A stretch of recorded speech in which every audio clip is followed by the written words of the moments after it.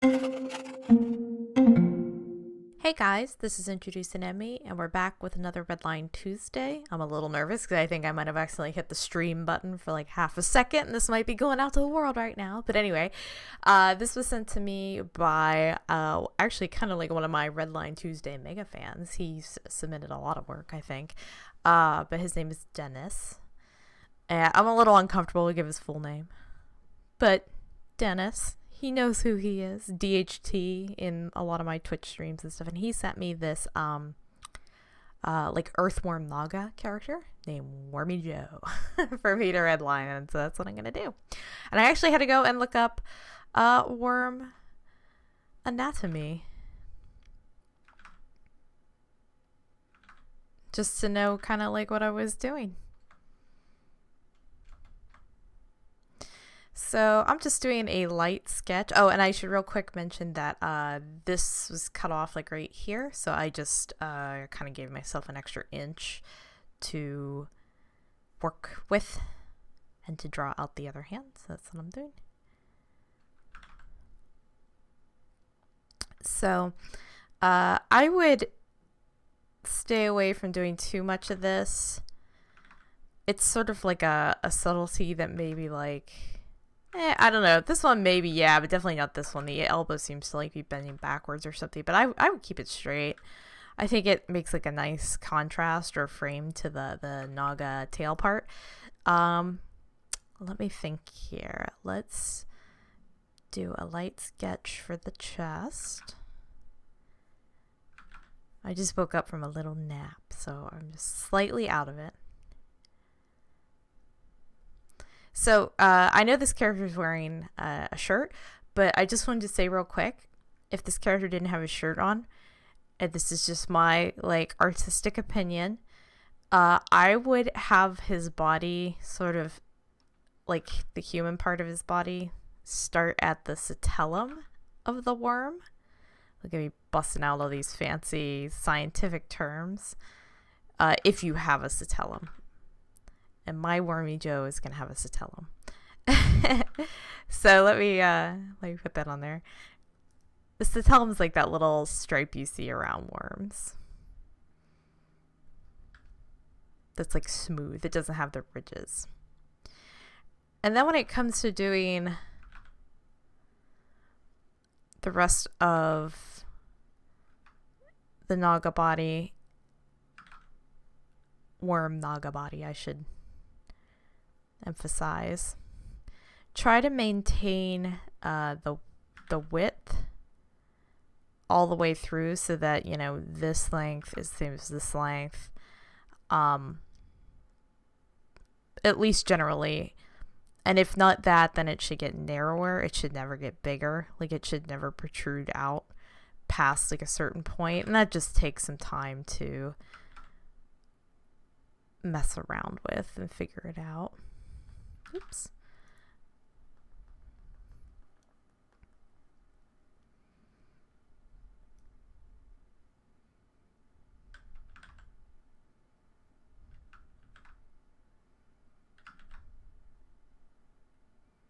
Trying to kind of draw the segments here. So this is nice. I like the way you did this sort of like pinched segment. And I will try to reflect that in my own. But I would maybe, again, this is just like my own little thing. I would maybe make the segments a little closer, or like the ridges a little closer together, just so that if you do decide to do the satellum thing, that they stand apart from each other. I'm actually surprised at how many earthworm nagas I found on my little adventures around Google image search. I was kind of just like, well, I don't know how to do this, so I'm gonna look it up.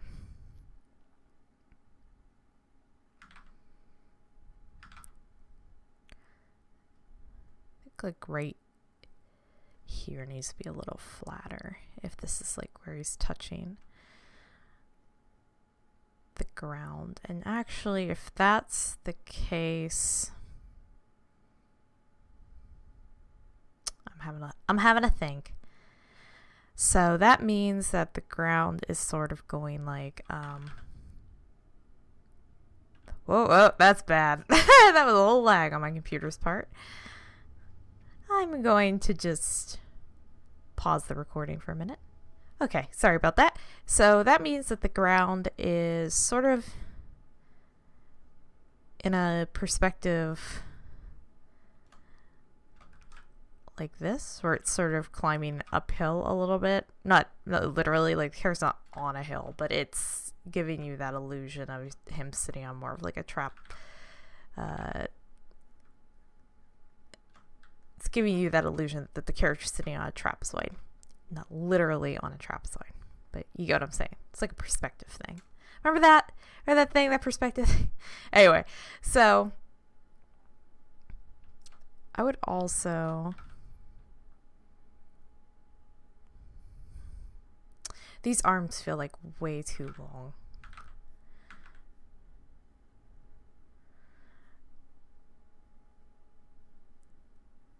Let's try like right there. I would also recommend having the tail, the tip sort of like, I know it's going behind the arm, but in the line art kind of makes it look like it ends like right at the character's upper arm. So I would like recommend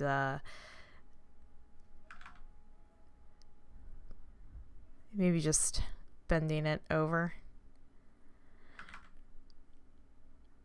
Something like that.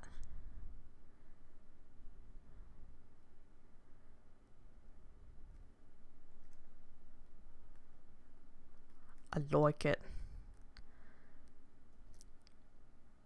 Now, I tend to draw things like in boxes. Like when I'm drawing like creatures' curved tails and stuff, I kind of do like this shit. And then I'll come back through and sort of like smooth it out. Highly recommend. Don't try to make your first line the curved line and have it be like nope, I laid it down and this is as smooth as it gets. Like you can always come back and like work over your stuff a lot. In fact, just today I don't sketch a whole lot on camera, like in my streams and stuff. It's just kind of, I worry it's boring, but I spend a lot of time just chewing at my characters' mugs, like at their faces, trying to get them looking the best and whatnot. And I use a lot of layers on their faces and their hands to try to get everything looking hunky-dory. So I would try something like that, though don't make these lines as thick as I made mine, because then it starts to create the illusion that the tail is coming back into the foreground. In fact, don't do that. Just use a lower opacity brush, kind of fade it a little bit. Just something like that. Okay. Don't do what Emmy did. Don't do that either. Don't ruin everything. Okay, so let's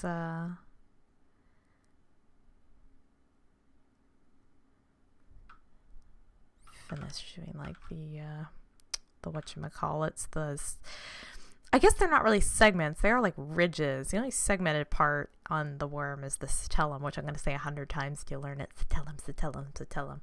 Okay. So we got the wormy part out of the way. Now we can kind of go and do the regular human-y parts. So this is the bottom of the sternum. This is where the pecs would be. Sort of.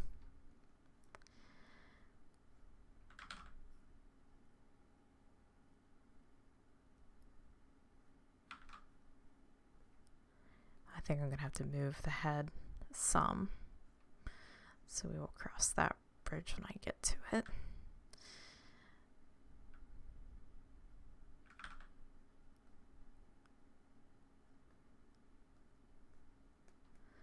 I didn't know better. I would say it's raining, but I know better. I don't think it's raining. We don't get much rain here in Southern California. So I don't know what he's pointing at, but it'd be cool if the character's hand was doing more like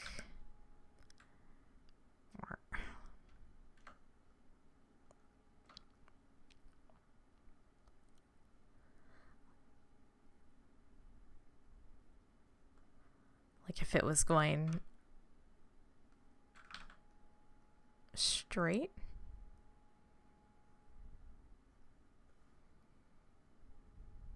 Ooh, my poor computer is just lagging out. I'm looking at something real quick. I can hear it like working. Okay, I'm gonna pause my recording one more time. Okay, let's try that on for size.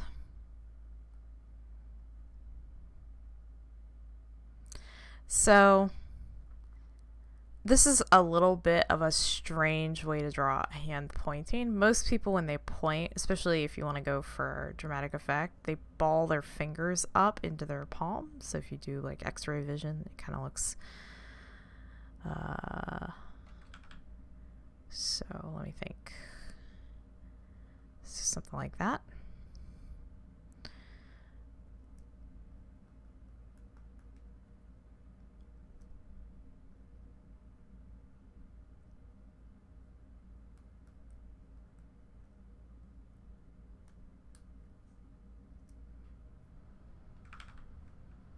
This is more of a pose if a character was holding something between these fingers, but I think he's supposed to be pointing. So let's do like that.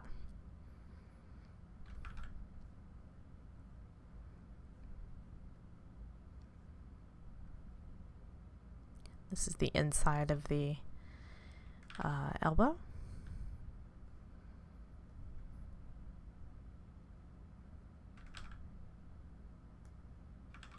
But also maybe raise or accentuate, like over accentuate the wrist position a little bit. Again, that's more of just like a funsies kind of a thing. Something like that. Also, I'm a jerk, but this leaves me to not have to figure out if there is 3 fingers and a thumb or 4 fingers and a thumb. This is kind of a negative. This is either a negative space or another finger back there. So this way I can be a cheaty snake and just be like, whoop, there it is. Okay.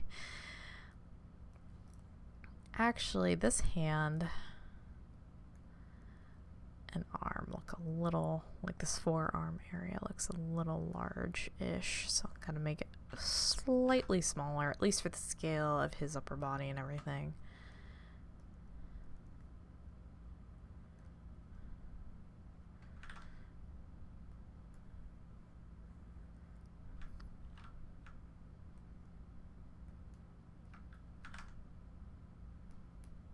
Let's try something like that for now. Okay, and then for this area, I'm just going to lighten some of this. It's just a little easier for me to process. Okay. So let me, real quick, move this head area up onto its own layer and get rid of it. Okay. So I do this every now and then. I will draw a character with no head, the base of the neck, or sometimes I'll give them like a little lump of a neck, and then I'll just move on to the body, and then I'll kind of like screw their head on later, like a doll's head. Like a doll's head. For both my red lines and some of my regular work, sort of depends on the... So let's arch that shoulder a little bit more. Let's turn our canvas so we can get a better angle to draw some straighter lines. So this would be the forearm going up into the upper arm.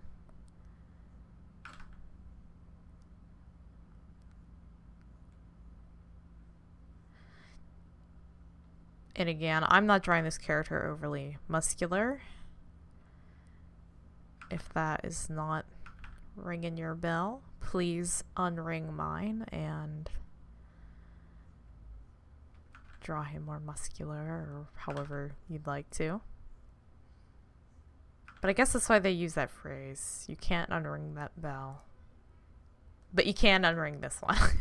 It's your art. You can do whatever you want with it. You can redo it 100 times if you want.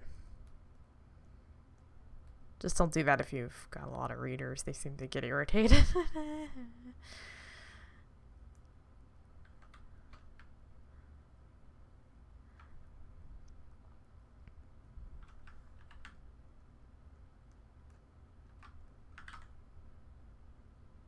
Yeah. So what I did there was I kind of was a sneaky snake and used the transform tool to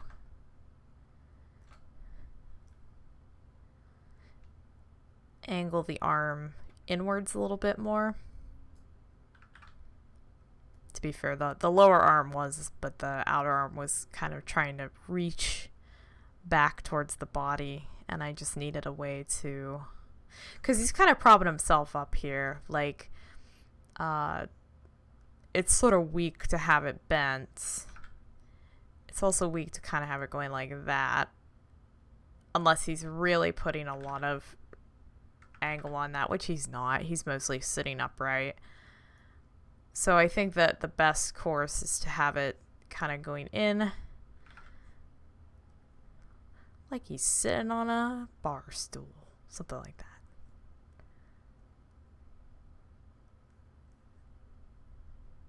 Something like that. At least that's how I'm choosing to do it, to get it the length of the arms the same and to keep it pretty close to the original. So I don't have to defend myself to you or anybody else, the decisions I make.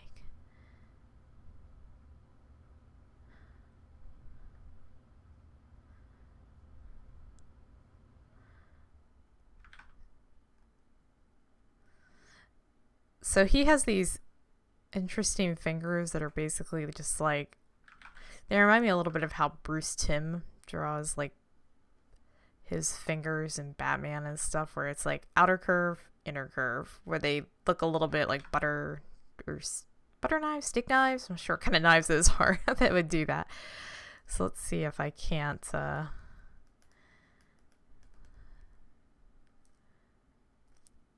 maybe I could turn the hand backwards a little more so that it's, is this getting too complicated though, I wonder? So we're seeing sort of the heel of the hand, the butt of the hand.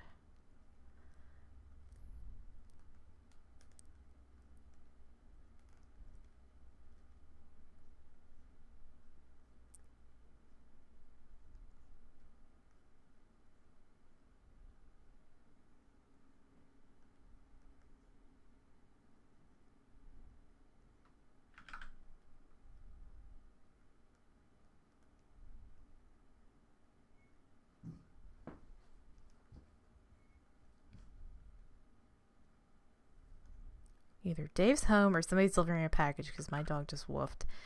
Let's do that for now, and then we'll come back to it because I might have to be going here before long, so I'm kind of rushing through the last little bit.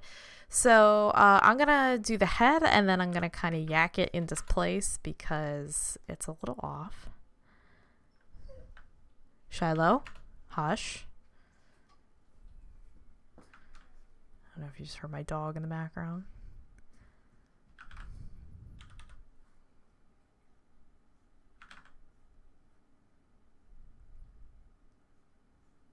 So let's see if we can find some head anatomy here.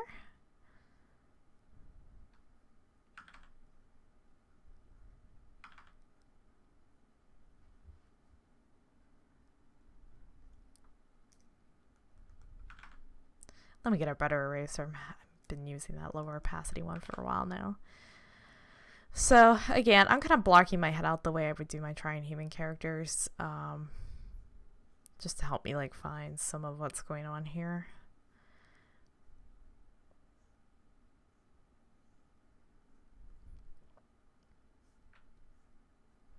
So this ear does a crazy ear. I don't know if you intended it to look sort of, makes you think of like cauliflower ear that boxers get, like when they shatter blood vessels in the whatchamacallit, the, not bone, cartilage, and the they fill up with blood. Remember to set your eyes back more so they're not like riding the outside of the head.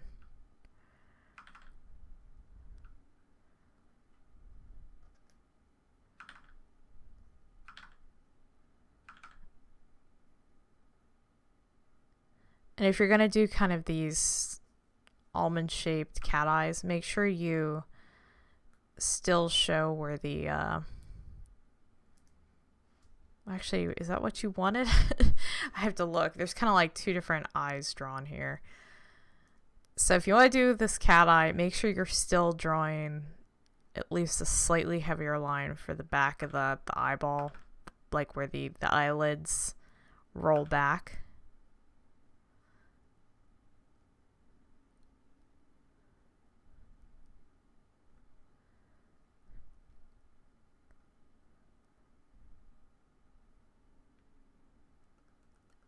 And remember, the pupil doesn't actually move. It always sits in the center of the iris. Now, if you're drawing realistically, it does tend to look like it's going in. So, like, if this is, going to do a little quick and dirty eyeball anatomy. So this is your eyeball, and then this is, like, the nerve bundle, and where the light actually enters the eye, and the nerves go, oh, that's a picture. Okay, so the iris sits in the front of the eye, but the iris is actually a cone that bends inwards, and then the pupil sits in the back. That's like the hole. But if you're doing it like an animated style, this can start to look a little not great. You have to pick and choose your realism battles. There was like a whole debate on Tumblr about this like 3 years ago or something. So I tend to set my pupils more in the center of the iris no matter what. Otherwise my characters start looking a little wall-eyed or cross-eyed, or I'm not sure like what. They definitely seem to lose some of their focus.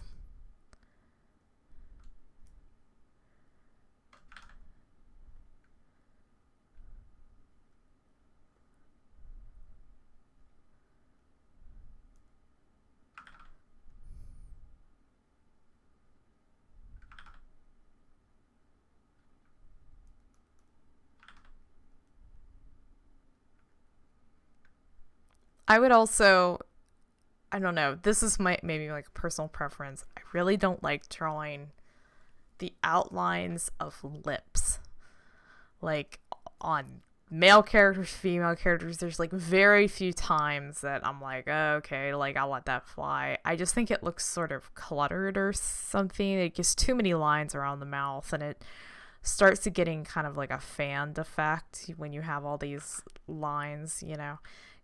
Like there's the hinge of the mouth, and then you know the lips and the teeth, and the back of the mouth, and the tongue, and the teeth, and the next line first. So I tend to stay away from that. I try to keep my shapes simple, especially since the rest of this guy's shapes are pretty simple. So I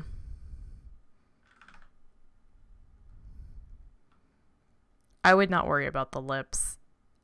And if I was going to do them, I would find a different way to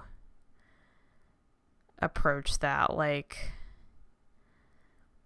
maybe in a color, or like a softer, like that, something, you know, just something other than like actually outlining them.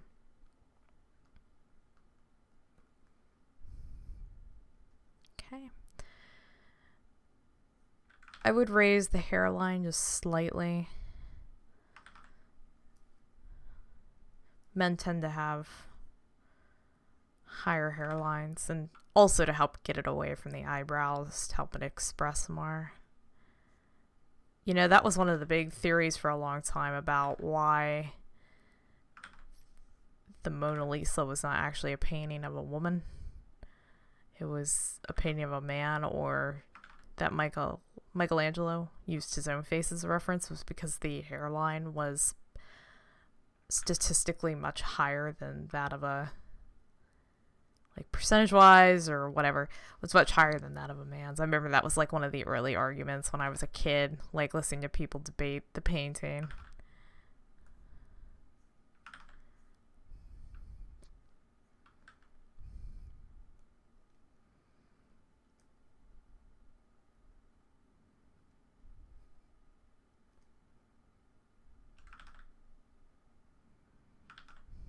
you want to know my opinion about that painting?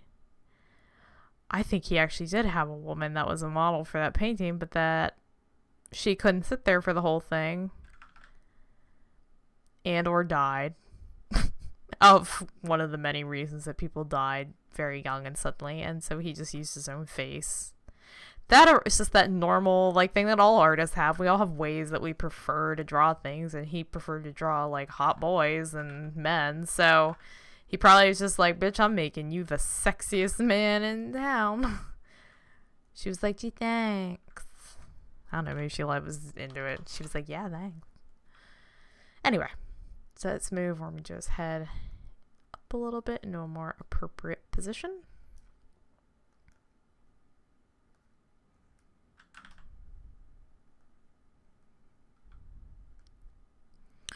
So the reason I moved it is it just wasn't centered on the chest. So now it should be a little more. And since I have a pinch of a bit more time, I would do the sleeves a little further away from the top of the arm, because this one is.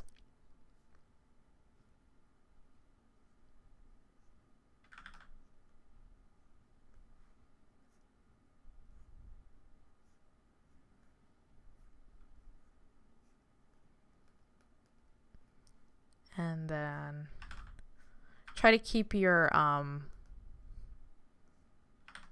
contours on clothing simple, unless they need to be. So that's the tension point, which I've talked about in other videos. So you're going to get some wrinkles there.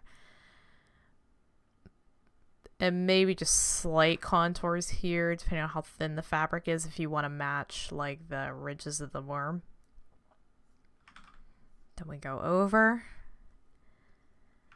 And then before the so it like, let's say you want to do like pooling fabric like this. The trick is before the fabric begins to curve back under, so about here, you want to do either a straight line. Again, if it's like satin or silk, it'd be more of a straight line. But if it's like cotton or whatever, start to curve that back out away from the body.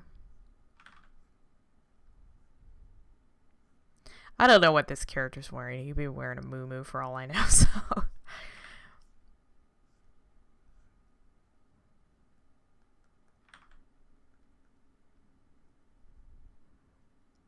So let's do something like this.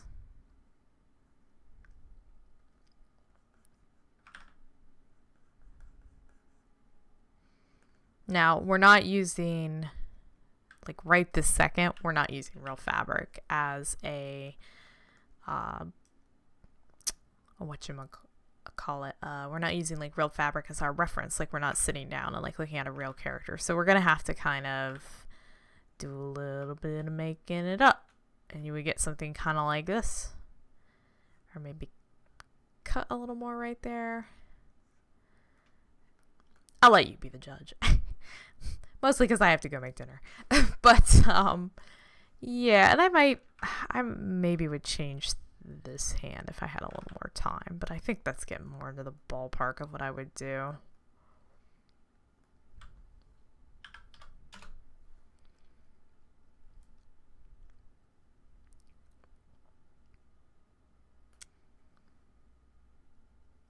Yeah, I still think like this hand is too big.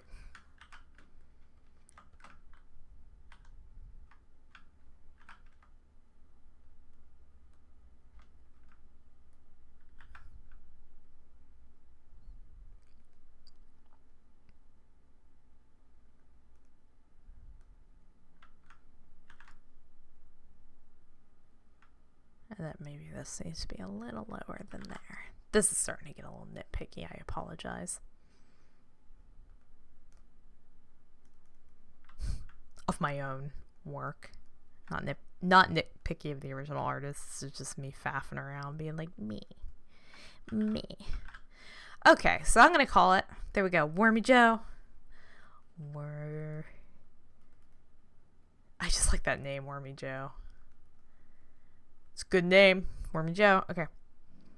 So I just want to thank Dennis for sending this to me, and I can't remember. I think Signe is next week. She's gonna yell at me for fucking up her name so bad. But anyway, yeah, cool. Sorry this one's like a touch late. It's probably gonna be a little later in the day. We had some power outages and some other things that delayed recording. But yeah, okay, that's it. Keep sending Redline Tuesdays, and I'll see you guys next time. Bye.